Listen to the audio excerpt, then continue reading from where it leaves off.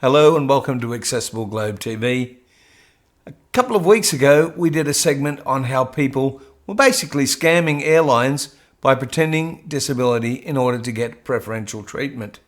Today, we'll be talking about the other side of the coin, where the airline companies are doing the wrong thing by people with disabilities.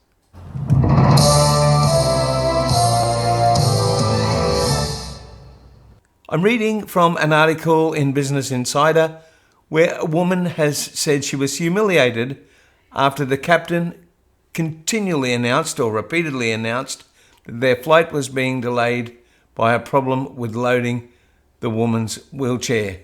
Now, according to the lady, she was there in plenty of time.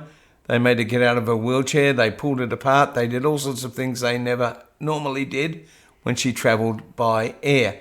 Jet2 was the airline in this particular case. But let me tell you, I've had similar experiences with major airlines, like even Qantas. So let's have a talk about what happened to this lady. She said she was there in plenty of time. They pulled her chair apart. And as I said, the pilot repeatedly said they were being delayed by her wheelchair. This is not the sort of thing that is isolated. For example, and I'll get this name wrong, Michael Strunk Christiansen, an Iceland Air passenger, told Insider that he was without his custom-made wheelchair for 5 days after the airline lost it. Now get this, they didn't just lose it going to the destination, they lost it when they come home as well. Now that's just ridiculous. A wheelchair is a person's legs. I don't think any of you would like to go on a holiday and get to the other side, get to your destination, and they said, well, sorry, you can't have your legs. It wouldn't be real good. Now, let me tell you about the fact that I've had personal experience with this. Some years ago, I was travelling with a company called Neverland Adventures, and we were taking people around Australia and New Zealand. We were at the airport, I think 4 hours before the flight, which is way, way earlier than we should have been, and the ground staff weren't available to do everything we needed.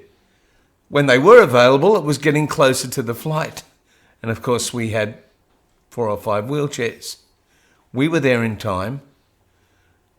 It was a lot of work to put 4 or 5 wheelchairs on the plane. And the pilot continually said on our flight that the delay was caused by having to load wheelchairs for disabled passengers. Not true. The delay was caused by the airline or the airport not having enough ground staff to do their job, even though we were there some hours before it was necessary to be there. Now look, I understand that it's not easy for the airline. I understand it's not easy for the airport.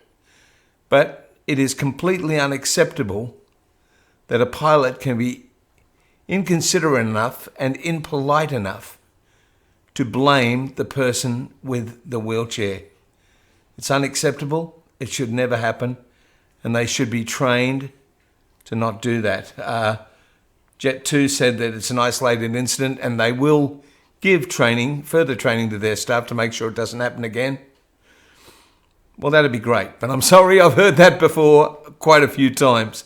Look, travelling by air is a wonderful thing. People with wheelchairs do make it a little bit more difficult for the airline and the airport.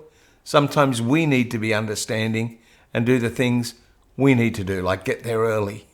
If you get there late, if you get there right before the flight, it's your fault if there's a problem. But if you get there in plenty of time, then it becomes the fault of the airport and the airline, I believe.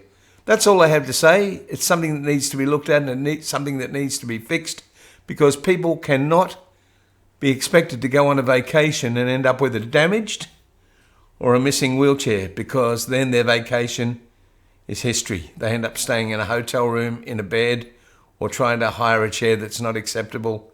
Their vacation becomes a nightmare. Let's make sure things are done to stop it from happening. Thanks very much for joining us today. Thanks also to the people who have been supporting us here at Accessible Globe TV. If you've enjoyed our content, please don't forget to subscribe to the channel and like and share the segments. It really does help. Special thanks to Simple Solutions. They're a wonderful NDIS training organisation and also an NDIS provider. Thank you to Hello World Travel in Harvey Bay, who do all the bookings for our various travel adventures.